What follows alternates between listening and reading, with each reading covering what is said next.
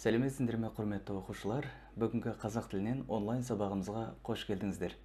Бүгінгі сабағымыздың тақырыбы қазақтың батыр қыздары.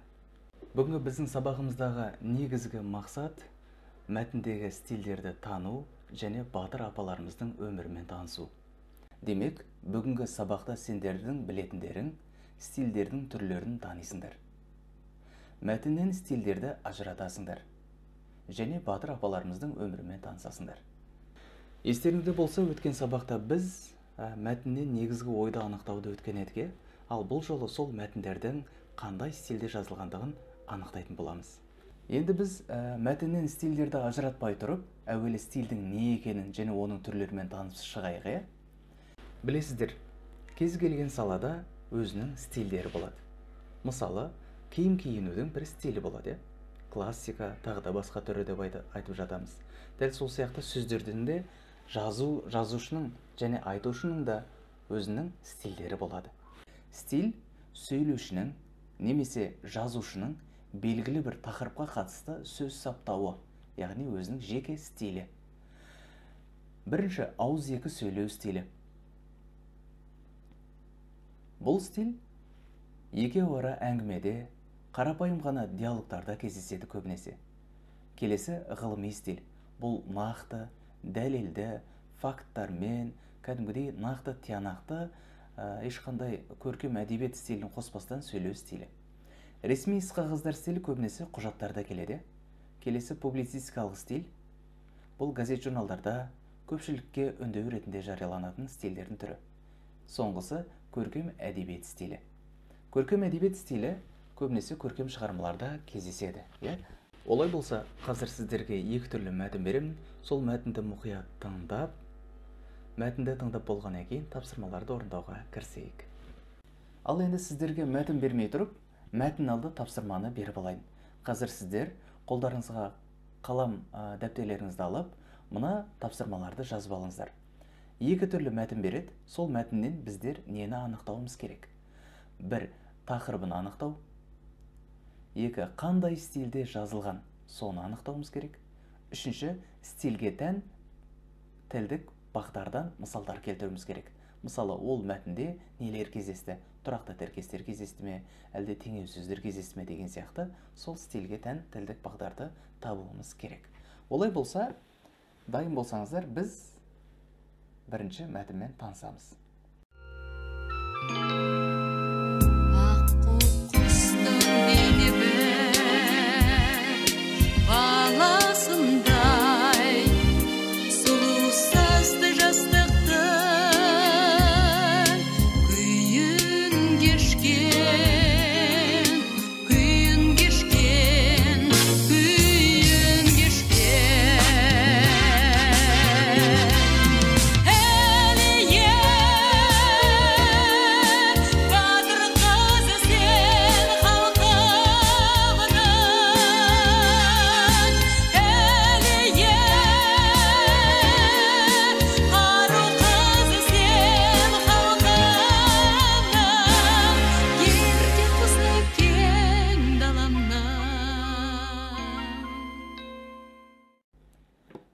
Бәрекелді.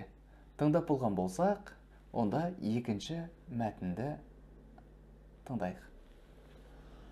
Осыдан 79 жыл бұрын Ұлы Отан соғысы деген атпен тарихта өшпестей ізі қалған алапат қырғын басталып еді. Кеңес одағындағы басқа халықтар секілді қазақтар да қолдарына қару алып, неміс фашист басқыншыларына қарсы аяусыз күресті. Осы соғыста ерлермен қатар қазақ қыздары да ерлік көрсетіп, ұлттың абыройын асқақтатты. Қазақтың қыздары да намысшыл, қайратты екендігін төрткүл әлемге паш етті.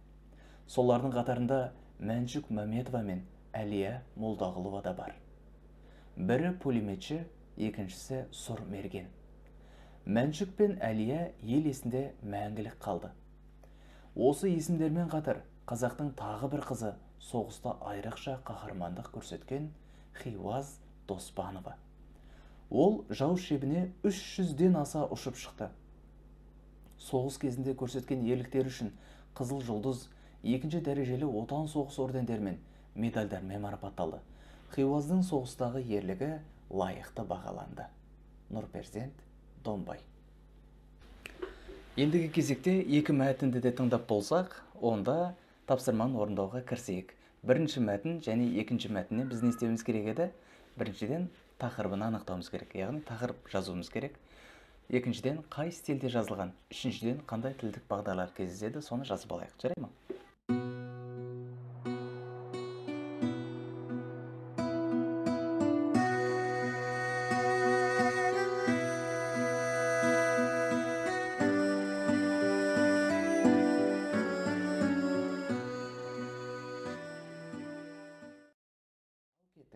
Бірінші мәтінде тақырыбы қазақтың батыр қызы Әлияның ерлігі туралы, иә? Ал екінші мәтін қазақтың батыр қыздары туралы, Әлия, Мәншүк және Хиуаздар жайында. Қай стильде жазылған? Бірінші мәтін көркем әдебиет стилінде, иә? Екінші мәтін публицистикалық стилде жазылған. Енді стильдерге тән тілдік бағдарларды өтейік. Аққу құстың бейне бір баласындай деген теңеу сөз кездесті, бірінші мәтінде.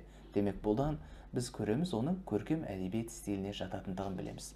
Екінші мәтінде төрткүл әлемге паш етті, ел есінде мәңгілік қалды деген сияқты тұрақты сөз тіркестері кездеседі. Бұған қарап біз нені байқаймыз? Әрине публицистикалық стильге, нақтылығына қарай, оның дәлелдігіне қарай, көпшілікке айтылып жатқандығына қарай публицистикалық стиль екендігін ажыратамыз. Енді осы әдебиет стилімен, көркем әдебиет стилімен публицистикалық стильге тән ерекшеліктерді байқайық. Қандай ерекшеліктері бар бұл стильдердің? Біріншіден, көркем әдебиет стилі. Бұл стиль образды, эмоционалды болып келеді, яғни сезімге мән береді. Және құбылыстар мен заттарды жанды бейнеде суреттейді. Ал публицистикалық стильдің ерекшеліктері шақыру, үндеу, нақтылық болады. Өзіне көпшіліктің назарын аударту үшін айтылатын сөздер болады көбінесе. Енді сіздер батыр апаларымыздың өмірбаянымен қысқаша таныс болыңыздар. Әлия Молдағұлова 1925 жылдың 15 маусымында Ақтөбе облысы Қобда ауданында дүниеге келген. 8 жасқа келгенде анасы қайтыс болады. Нағашысы Әубәкірдің үйінде өсіп, есейеді.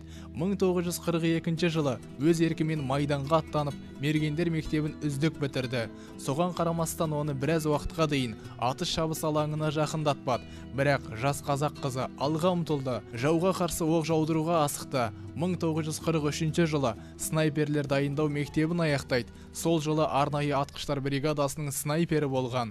Ұрыс таласында жау әскерінің 30-дан аса сарбазы мен офицерінің көзін жойды. 19 жасар Әлияны майдандастары шығыс жұлдызы деп те атаған. Батыр қыз 1944 жылы 14 қаңтарда Псков облысының Новосокольники ауданында қаза тапты. Бейбіт болашақты орнату үшін тәуекелге бел буған батыр қыздардың қатарында Мәншүк Мәметова да бар. Ол 1922 жылы Орал облысы Орда ауданында дүниеге келген. Ата-анасынан ерте айырылған ару қыз жастық шағын тәрк етті. Алматы медициналық институтында оқып жүрген кезінде соғыс басталды. Халқына төніп тұрған қауіпке жаны шыдамай, дамыл таппастан әскерге өзі сұранып барды. Фашистерді жою үшін майданға жіберетін менің ағайым да, апайым да жоқ. Сондықтан өзімді жіберіңіз деп өтінішін айтты. 1942 жылдың тамыз айында Қызыл армия қатарына алынды.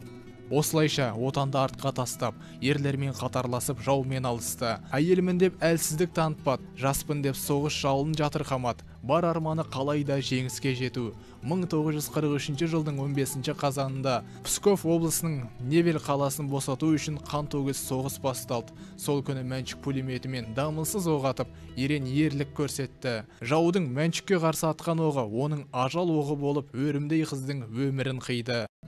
Өрлік пен батырлық, қайсарлық пен өжеттілік қазақта бар қасиет. Отан үшін деп қан майданға аттанған ару қыздардың артында аңыз боп ерліктері қалды. Сабағымызды бекіту ретінде бүгінгі үйренген нәрселеріміз ол мәтіннің стильдерін тану, ажырату және батыр апаларымыздың өмірімен танысу болды.